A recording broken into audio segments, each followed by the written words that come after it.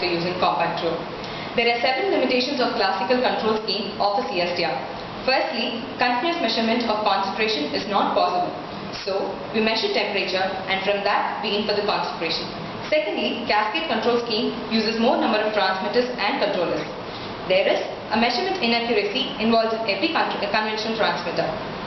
Now, coming to the project. The embedded-based implementation of virtual feedback control of continuous stir-tank reactor using compact Rio through LabVIEW platform is attempted in this work. This is a system with LabVIEW 8.6 running. This is the coding of continuous stir-tank reactor control. Okay, fine. This is the junction box in which the level transmitter, flow transmitter, temperature transmitter, RTD are connected at the output terminals, and the input from the compact Rio goes like this. First is the feed flow rate, second is the coolant flow rate. Coming to the PXI, this is a PXI being sponsored by NI and the PXI number is 1031. This is the compact Rio which is also supplied by National Instruments. The connection between the PXI and the compact Rio is established using an Ethernet cable. These are the input and output modules respectively that have the inputs and the outputs to and from the controller. The supply to compact Rio is given in this manner. Project is to measure concentration from the temperature obtained. This is how the hardware connection is being established.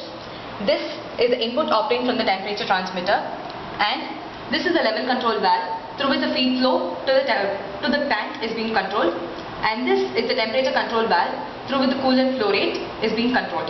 Coming to the hardware connection, the first one, this is the input module and this is the output module as already explained. At the input module, in module mod 3, the temperature transmitter input is being obtained. It is then processed, and through the output module, the coolant flow rate and the feed flow rate are controlled, which is again nothing but the inputs given to the PCB1 and the level control valve. Continuous stir-tank reactor setup. Thanks to PSC College of Technology and Yokogawa India Limited for supplying us with this setup. This is the process tank for which the temperature is being measured, and based on the temperature measured, the concentration is being estimated. Initially, to estimate temperature, the level within the tank must be maintained at a constant volume. So, the level is being maintained to the level control valve. The level to the process tank is being supplied by the water reservoir, and this is the flow loop of water. As said, the main aim of the project is to measure concentration in terms of temperature. Here, the measurement of temperature is being done using RTD, and the temperature must be controlled. So, in order to control the temperature, TCV1 is being used, and the temperature is being controlled by the coolant flow rate. And this is the flow of coolant from the water reservoir. It gets into pump, and from the pump it's being given to the temperature control valve, and from the temperature control valve, the coolant flows into the tank, and based on this, the temperature within the tank is being maintained. The motor, there is an agitator which is supplied by the motor, which is used to stir the process. Diagram. This is the continuous stir-tank reactor, where this is the height and this is the radius.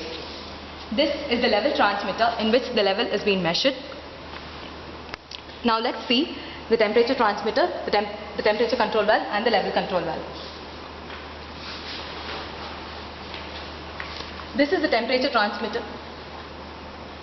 This is the temperature transmitter from which the temperature is being obtained. This is the temperature control valve with positioner that is used to vary the temperature. This is the level control valve with positioner that is used to maintain the level within the process.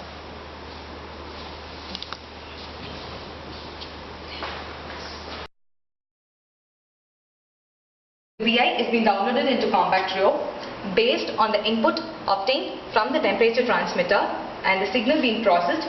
The output to the temperature control valve and the feed control valve keeps changing.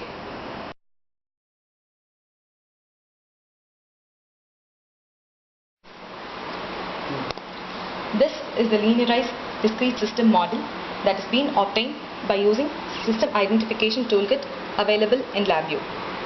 This is the state space representation of the model, of the real-time model that has been obtained. These are the covariance estimations. This is the noise covariance and this is the measurement covariance. This is the input. This is nothing but the coolant flow rate and feed flow rate.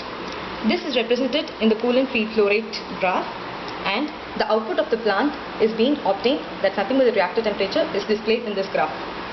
Now the temperature and the concentration of model is being displayed over here. This is a filter state estimate of the temperature, and this is the estimation error. Now the coolant flow rate increases. It is shown that the temperature is being decreasing, and at the same time the concentration increases. We are allowing the process to reach a steady state. Now the coolant flow rate is being decreased, and it is shown that the temperature increases as well as the concentration decreases. Have you ever measured concentration without a pH meter? Not possible. In real time, concentration is not available for continuous measurement. So, we are designing soft sensing techniques to estimate concentration continuously with the help of temperature measurement. This leads to direct concentration control in chemical reaction systems, that is, something like petrochemical industries and refineries.